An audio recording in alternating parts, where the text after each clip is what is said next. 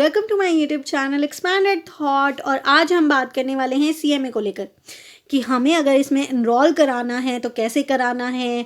बहुत सारे क्वेश्चंस थे स्टडी मैट को लेकर कि मैम स्टडी मैट कहाँ आता है, कैसे आता है, कितना प्राइस है, कहाँ से क्या मिलेगा, और साथ ही साथ में फ़ी स्ट्रक्चर क्या है, कहाँ पे 22,000 लिखा हुआ है, कहीं पे 23,100 लिखा हुआ है।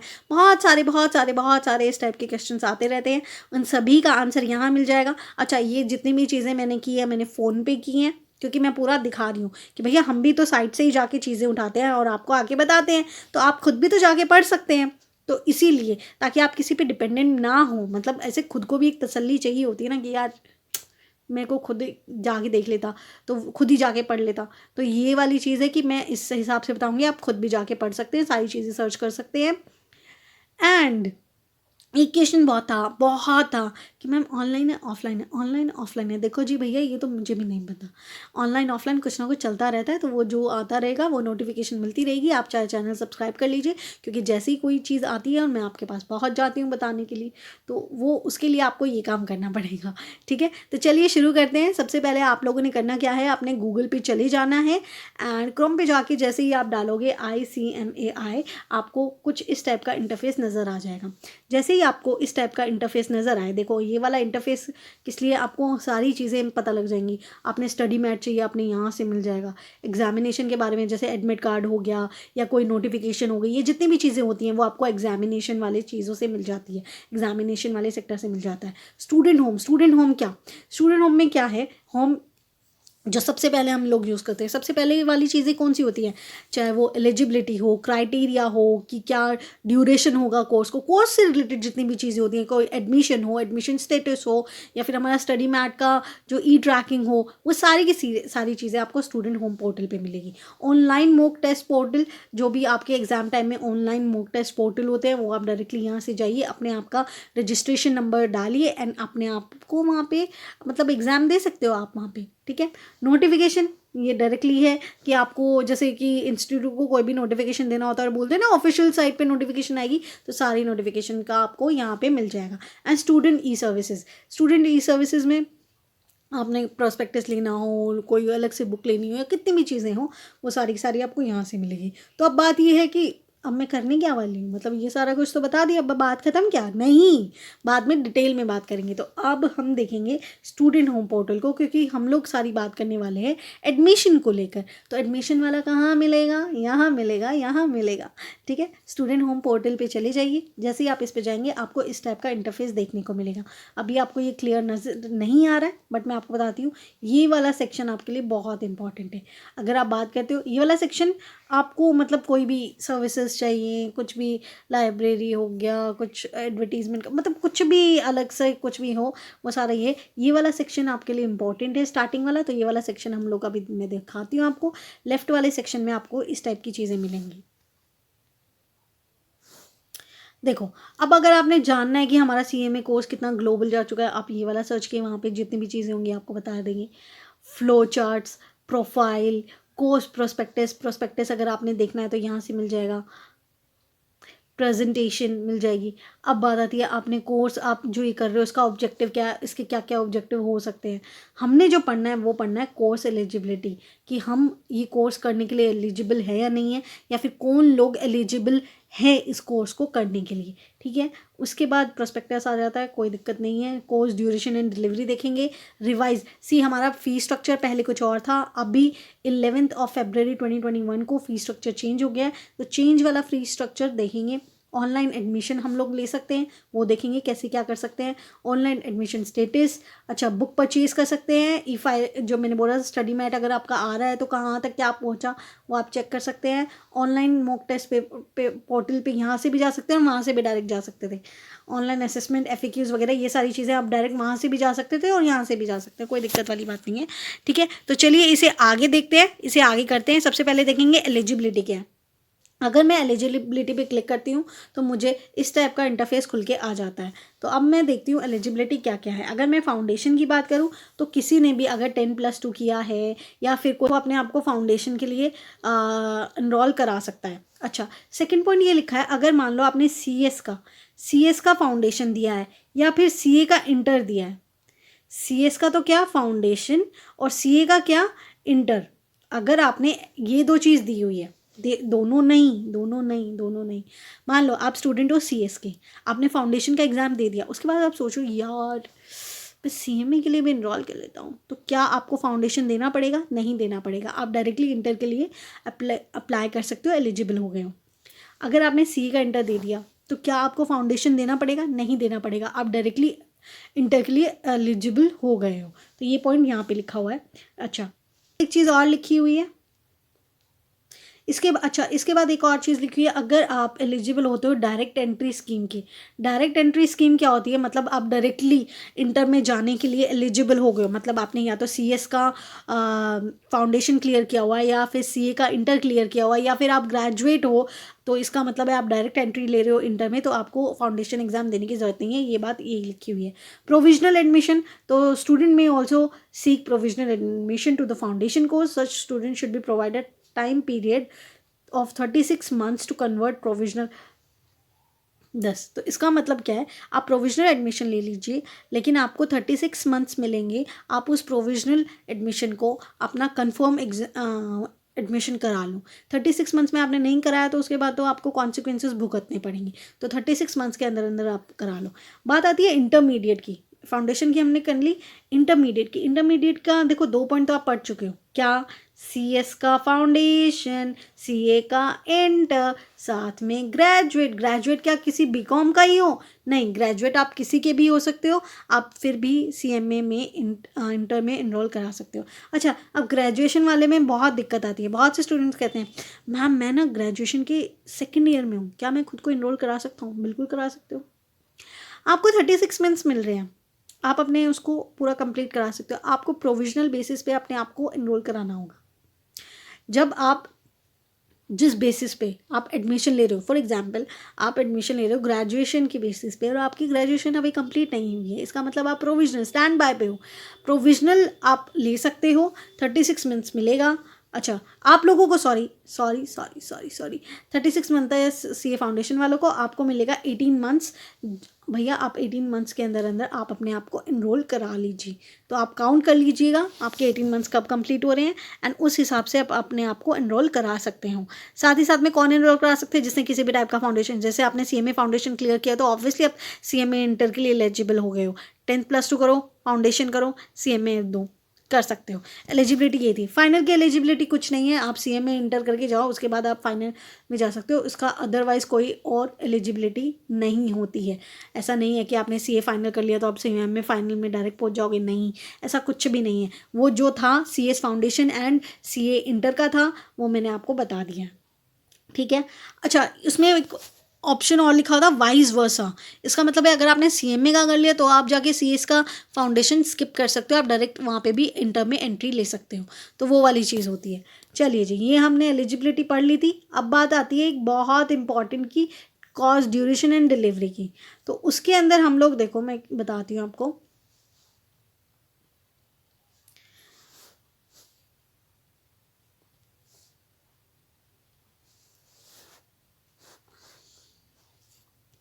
देखो एक बहुत इंपॉर्टेंट टॉपिक आता है ये वाला, पोस्टल एंड ओरल कोचिंग।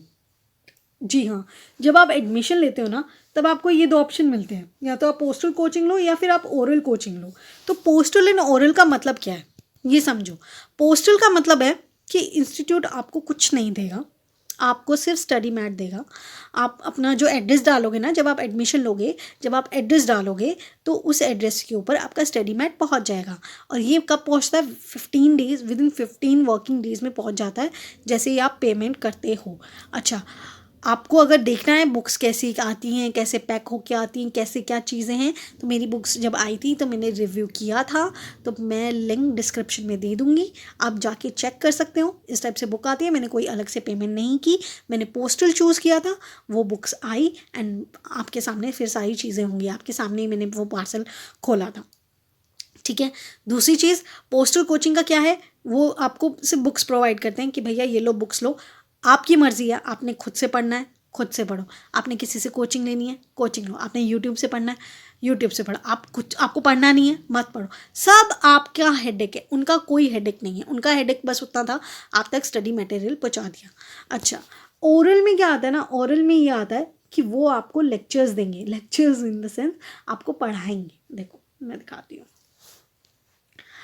देखो इसमें साफ साफ लिखा हुआ है कि वो आपको 4 मंथ्स पहले आपको बताना होगा, 240 लेक्चर्स होंगे, ठीक है, ट्यूटोरियल मतलब प्रॉपर जो भी जितने भी सब्जेक्ट पढ़ाए जा रहे हैं ना वो, और सभी लेक्चर्स का ड्यूरेशन होगा 45 मिनट्स का। हर ग्रुप का आपको पूरा का पूरा कोचिंग दी जाएगी। आप अपने जो रीजनल सेंटर आपको जो मिलेगा, आप वहाँ जाइए, वहाँ पढ़िए, आपको पूरा पढ़ाया जाएगा, सारी रिस्पॉन्सिबिलिटी उनकी है। अच्छा, वहाँ पे जब आपका सब कुछ हो जाएगा उसके बाद आपको 3 आवर्स का एक एग्जामिनेशन देना पड़ेगा, जिसमें आपको 40 मार्क्स आपको स्कोर करने पड़ेंगे। जैसे कि आप स्कोर कर लेते हो, चलो भैया अच्छी बात है, आपने अच्छा स्कोर किया, आप पास हो गए हो, बहुत बढ़िया बात है। एंड उसके बाद आपको एक सर्टिफिकेट भी दे दिया जाता है कि भैया आपने क्या कोचिंग ली है और किस हिसाब का आपने परफॉर्म किया, ये वाला। तो ये ओरल कोचिंग इसके लिए है कि बेसिकली बात ये क्या है, मैं समझाऊँ। बेसिक बात ये है, अगर आपने ये है ना कि भाई मैं इनसे जाके कोचिंग लेता हूँ, इन्हीं का पढ़ता हूँ, तो भैया ओरल कोचिंग लो, जाओ पढ़ो डेली का, उस टाइप का है। अदरवाइज़ पोस्टर कोचिंग लो, खुद से पढ़ना है, कैसे पढ़ना है, वो सब आपकी हेडेक है, ठीक है। अब बात आती है क्या, हम भी सोच रहे हैं यार ये लोग तो ये कोचिंग दे रहे हैं तो इसका मतलब ये एक्स्ट्रा पैसे लेंगे, एक्स्ट्रा पैसे लेंगे, नहीं लेंगे। क्या पोस्टल कोचिंग वालों ने कोचिंग यहाँ नहीं ली थी, उनको कम पैसे देने पड़ेंगे? नहीं, दोनों का सब इक्वल है। अच्छा, क्या इन लोगों को कुछ मार्क्स में बेनिफिट होगा कि भाई इस इंस्टीट्यूट से पढ़ रहे हैं तो मार्क्स में बेनिफिट? ऐसा कुछ भी नहीं है, ना मार्क्स में ना फ़ी में, किसी में कोई इम्पैक्ट नहीं है। ये बस एक हेल्प है जो कि इंस्टीट्यूट कर रहा है कि भैया आप वहाँ से नहीं पढ़ सकते तो आप यहाँ से पढ़ लो, दैट्स इट। इससे ऊपर ये कुछ भी नहीं है। तो अगर ये वाला दिमाग में हो ना कि कैसे भी फ़ी वाला चीज़ है वगैरह, कुछ भी नहीं है, ठीक है। उसके बाद मैं आती हूँ, जैसा कि आपको मैं दिखाती हूँ, सॉरी, उसके बाद मैं देखो मैं आपको दिखाती हूँ।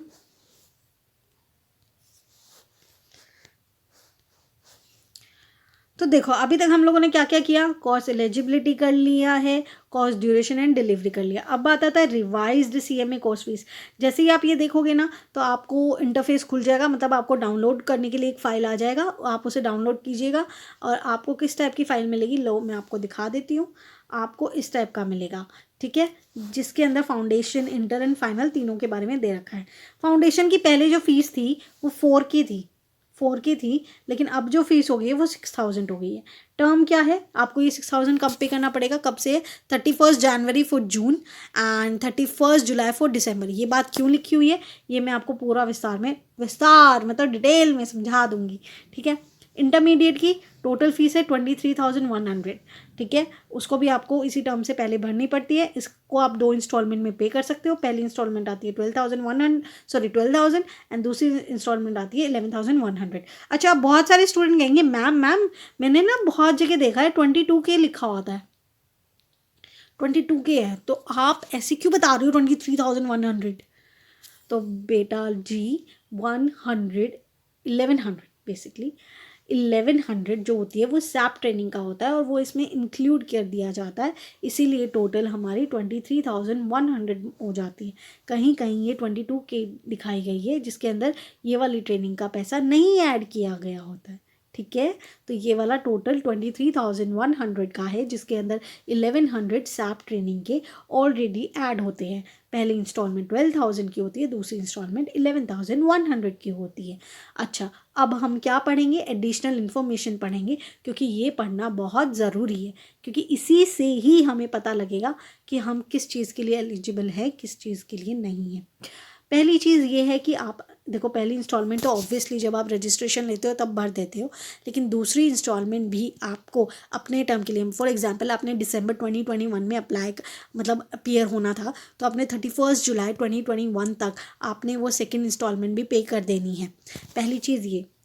दूसरी चीज़ ये बोलता है, अगर मान लो सेकेंड इंस्टॉलमेंट आपने पे नहीं किया, किसी भी रीज़न की वजह से आप भूल गए या फिर नहीं हुआ अरेंज, या किसी भी रीज़न की वजह से आपने सेकेंड इंस्टॉलमेंट नहीं पे किए, तो अब क्या पहला वाला पैसा गया क्या? नहीं, बिल्कुल भी नहीं, ऐसा नहीं होता है। आपके लिए वो 3 कॉन्जिक्यूटिव टर्म्स तक, मतलब अटेम्प्ट्स तक, 3 कॉन्जिक्यूटिव टर्म्स तक वो आपके लिए बैठे हैं, वहीं वो फैकल्टी बैठी है कि भैया आप आओ, पैसा पे करो, हम एक्सेप्ट करेंगे, देन आप एग्ज़ाम देने के लिए एलिजिबल हो जाओगे। तो क्या हैंड टू हैंड वो फॉरफिट हो जाएगा? नहीं, 3 नेक्स्ट कॉन्जिक्यूटिव टर्म्स आपको मिलती है पेमेंट करने के लिए। अच्छा, आप जब तक पेमेंट नहीं करोगे एग्ज़ाम में अप्लाई नहीं कर सकते, एग्ज़ाम में अपीयर नहीं हो सकते। मान लो आपने 3 कंसेक्यूटिव टर्म्स के बाद भी पेमेंट नहीं करी है, तो आपकी जो फर्स्ट इंस्टॉलमेंट थी, जो आपने पहला पेमेंट किया था, फॉर एग्जांपल आप इंटरमीडिएट के स्टूडेंट हो तो पहली पेमेंट आपकी 12,000 की गई थी, तो उसको फॉरफीट कर लिया जाएगा, जब्त कर लिया जाएगा। ठीक है, अगर आपने फर्स्ट इंस्टॉलमेंट पे कर दिया, ऑब्वियसली रजिस्ट्रेशन किया तो फर्स्ट इंस्टॉलमेंट पे की होगी, तो आपका फर्स्ट इंस्टॉलमेंट के बाद ही ओरल पोस्टल जो चूज़ करते हो वो अप्लाई हो जाएगा। साथ ही साथ में आपको study material within 15 working days आपको मिल जाएगा। सेकंड इंस्टॉलमेंट पे करते हो तो सेकंड इंस्टॉलमेंट के बाद तो आप वैसे भी एलिजिबल हो जाओगे हर चीज़ के लिए। ये सारे एडिशनल पॉइंट्स फाइनल वालों के लिए भी आते हैं अगर आप, और ये कब आते हैं? जब आप इंस्टॉलमेंट में पे करते हो, एक साथ पे करते हो तो कोई कंडीशन ही नहीं है ना, तब तो आपने सब कुछ पे कर दिया, सब चीज़ के लिए एलिजिबल हो। तो ये था आपका इंटर के लिए। फाइनल के लिए मैं बता देती हूँ कि फ़ाइनल के लिए पहली चीज़ थी, पहले 20,000 का था, अब ये 25K का हो गया है। और इसकी जो बाइफिकेशन है, मतलब कि इसको इंस्टॉलमेंट है वो 15K प्लस में 10K, मतलब आपको सारी कंडीशन सेम है, सारे टर्म सेम है। आपको पहले 15K पे करना है, फिर 10K पे करना है। अच्छा, अब एक बात आती है, कब तक आप अपने आप को रजिस्टर करा सकते हो? तो वो मैं आपको समझा देती हूँ कि आप कब तक अपने आप को रजिस्टर करा सकते हो। तो बात आती है, अगर मान लो, देखो इसमें सीधा सा फंडा है, पूरे साल आप अपने आप को रजिस्टर करा सकते हो। हाँ, सच्ची, पूरे साल अपने आप को रजिस्टर करा सकते हो। लेकिन दिक्कत क्या होती है? देखो सोचना क्या होता है, अगर मान लो आप दिसंबर 22 में अपीयर होना चाहते हो, दिसंबर 22 में आप अपीयर होना चाहते हो, तो आपको करना क्या है? आपको 4 महीना पहले अपने आप को रजिस्टर करा लेना है। मिनिमम 4 मंथ्स होता है। कितना? Minimum 4 months. तो देखो दिसंबर के लिए क्या होगा? नवंबर, अक्टूबर, सितंबर, अगस्त, मतलब हमें 31 जुलाई तक, कब तक? 31 जुलाई तक अपने आप को रजिस्टर कराना है। अगर मैं 31 जुलाई तक रजिस्टर कराती हूँ तो क्या मैं दिसंबर के एग्ज़ाम दे सकती हूँ? से येस और नो? यस। अच्छा, अगर मैंने जून 22 में जून 22 में मैं एग्ज़ाम देना चाहती हूँ किसी भी चीज़ का, मतलब कोई भी टर्म, कोई भी ग्रुप, कोई भी एग्ज़ाम, ठीक है, तो मुझे इसके लिए अपने आप को कब इनरोल कराना होगा? सोचिए, देखो करके देखो। मई, अप्रैल, मार्च, फैब, 4 मंथ्स हो गए, तो इसका मतलब मुझे अभी कभी तक कराना पड़ेगा? 31 जनवरी। साल में 2 टर्म होते हैं, जून एंड दिसंबर, इसीलिए हमेशा 31 जनवरी एंड 31 जुलाई लिखा होता है कि भैया 4 मंथ्स पहले अपने आप को रजिस्टर करा लो। अब आप सोच रहे हो यार मैंने तो अगले साल देने का सोच रहा हूँ, मुझे कब इनरोल कराना चाहिए? तो कंफ्यूज होने की ज़रूरत ही नहीं है, काउंट कर लो। जून 23 में कराना है, जून 23 में कराना है, तो इनरोल कब तक कराना पड़ेगा? 31 जन 23 को। सिंपल। तो 4 महीना पहले काउंट कर लिया करो। अगर 4 महीना बचा है तो you can enrol yourself. तो चलो जी, इनरोलमेंट ये भी पता लग गया कि हम लोगों को कब कैसे इनरोल कराना होता है, मतलब कैसे कराना है ये ठीक है, कब कराना है ये ठीक है। चलो अब मैं आपको वापस से स्टूडेंट होम वाले पोर्टल पे ले जाती हूँ कि वहाँ पे हमारी और क्या क्या चीज़ें बच गई थी।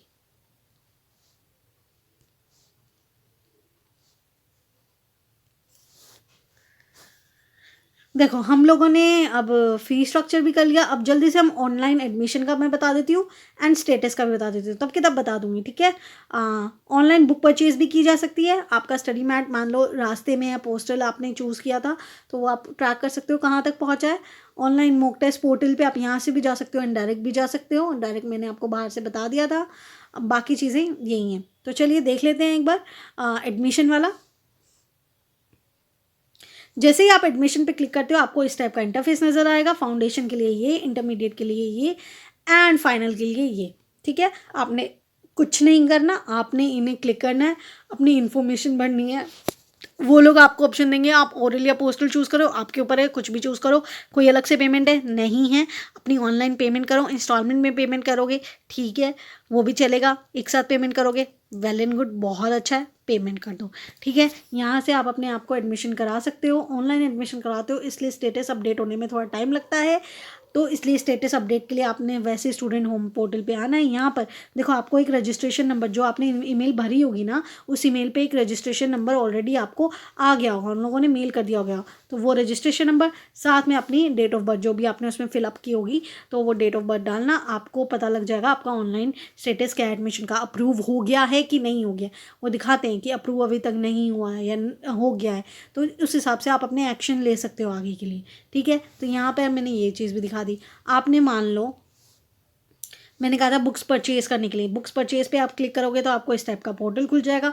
आपने जौन सी बुक्स लेनी है वो क्लिक कीजिए, आपने कौन से लेवल की चाहिए वो क्लिक कीजिए, सारी इन्फॉर्मेशन भर दीजिए और इस तरीके से आप अपनी बुक्स भी यहाँ से परचेज़ कर सकते हैं। अगर आपने अलग से करनी है तो वैसे तो बुक्स प्रोवाइडेड होती हैं, आपको परचेज़ करने की ज़रूरत नहीं है।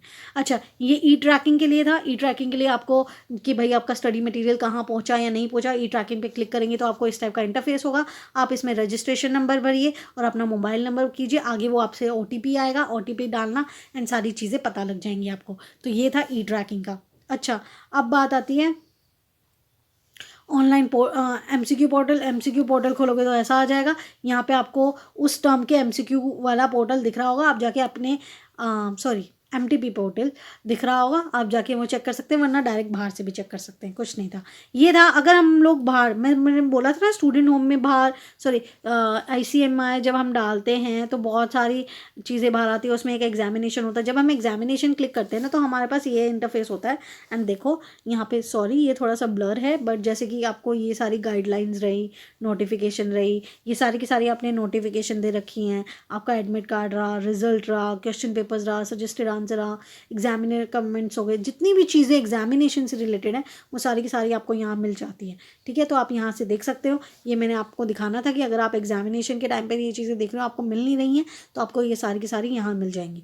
चलो जी, ये भी कंप्लीट हो गया। उसके बाद आप पूरे पोर्टल पे आ जाइए। अब बात आती है स्टडी मैट को लेकर। देखो, अगर आप CA कर रहे हो या CS कर रहे हो या कोई और ACCA कर रहे हो या आप कोई भी कोर्स कर रहे हो या ग्रेजुएशन कर रहे हो, आप ये सोच रहे हो बैठ के कि यार मैंने ना सुना है ये CM में बड़ा अच्छा कोर्स है, मैंने CM में करना है। तो सबसे पहले आप लोगों को क्या सोचने की ज़रूरत है, ये सोचने की ज़रूरत है कि क्या मैं ये कर सकता हूँ। मतलब जो पता है क्या होता है, हम लोगों को सब्जेक्ट्स देख के चूज़ करनी चाहिए कि भैया ये जो सब्जेक्ट्स आ रहे हैं, बेसिकली सारा खेल सब्जेक्ट्स का है, तो क्या ये सब्जेक्ट्स मैं कर सकता हूँ। अब जैसे बहुत सारे लोग मैंने देखे हैं जो CM में फाइनल के होते हैं एंड देन जाके वो CA इंटर कर रहे होते हैं। मुझे ये समझ नहीं आता कि आपने CM में इंटर के साथ CA में इंटर के साथ आपने CA इंटर क्यों नहीं किया, क्योंकि सिलेबस बहुत सेम है, बहुत सिमिलर है। तो आप हैंड टू हैंड करते तो आप ये भी पढ़ रहे हो वो भी पढ़ रहे हो, आपको लिए सेम होता, ईजी होता। अभी आपको क्या है, दोबारा वो सब पढ़ना पड़ेगा, तो बहुत दिक्कत होती है। क्यों? क्योंकि आप वो देखते नहीं हो जाके कि क्या सिलेबस है क्या नहीं। इस तरीके से आप CA का भी सिलेबस देख सकते हो, CS का भी। कोई पैसा नहीं लगता, कोई भी देख सकता है, कोई रजिस्ट्रेशन नंबर नहीं लगता, कुछ नहीं लगता है, कभी भी कोई भी कैसे भी जाके हमारा स्टडी मैट देख सकता है। फिर भी नहीं देखते हैं लोग, पता नहीं, समझ नहीं आता। तो इसी तरीके से आपने ICMI डालोगे, यहाँ पर आपको दिख रहा है कि आपका स्टडी मटीरियल का ऑप्शन है। जैसे ही आप इस पर क्लिक करोगे आपको इस टाइप का इंटरफेस खुल जाएगा। यहाँ पर आपको सारी बुक्स दिख रही है, पेपर नंबर 5 ये सारा इंटर का है। ठीक है, इसी तरीके से फाइनल का भी खुल जाएगा और किसी का भी खोलना चाहे वो खुल सकता है। ठीक है, तो यहाँ पे आप खोलो, आप अपनी बुक्स को देखो एंड ये चीज़ें हैं उसमें। जब आप देखोगे अच्छा ये टॉपिक है, ये तो मुझे आता है, ये तो मुझे आता है, अच्छा इतने मंथ्स में मैं इतना कवर कर सकता हूँ, आज इनरोल करूँगा तो दिसंबर में पेपर देकर मैं CA में इंटर कर लूँगा। सोच के देखो, हो सकता है। तो इस तरीके से आपको सारी चीज़ें मिलेंगी। मैंने आपको सारा चीज़ें ये इस टाइप से बताया कि आप ये सर्च कीजिए, ऐसे कीजिए, वैसे कीजिए, सो दैट आप लोग, ठीक है मैं तो हूँ ही हमेशा, आप चाहे सब्सक्राइब कर लीजिए, मैं आके आपको बताती रहूँगी। आप चाहे मुझे कमेंट सेक्शन में बताएं, आप मुझे पर्सनली मैसेज करके बताएं। मैं हमेशा ये रहता है कि मैं जितनी हेल्प कर सकूँ मैं करूँ, लेकिन फिर भी खुद को भी होना चाहिए कि हाँ मुझे अभी आपको वीडियो देखने के बाद भी ऐसा होना कि यार मुझे जाकर पढ़ना है, तो आप पढ़ सकते हो, बिल्कुल पढ़ सकते हो। ठीक है, मैंने आपको खुद से बता दिया है कि आप ऐसे जाके सर्च कीजिए, खुद से जाके कर लीजिएगा, लेकिन फिर भी मैं लिंक डाल दूँगी डिस्क्रिप्शन में, वो भी देख लीजिएगा एंड रिव्यू बुक्स वाला भी देख लीजिएगा, आपको अच्छा लगेगा, बहुत पॉजिटिव एनर्जी फील होगी। अच्छा, अभी जाके अब आप सोच लीजिए कैसे क्या इनरोल करना है, कैसे क्या चीज़ें करनी है। बेस्ट ऑफ लक आगे के लिए obviously, and share, subscribe and like जो करना चाहो यार कर दो यार, ठीक है। मैं भी आपके जैसी हूँ, आप भी मेरे जैसे ही हैं, हम सारे एक जैसे ही हैं, तो कोई दिक्कत वाली बात तो है ही नहीं। आप मुझे सपोर्ट कीजिए, मैं आपके लिए वीडियोस लाती रहूँगी एंड चीज़ें ऐसी चलती रहेंगी। Okay, thank you and bye.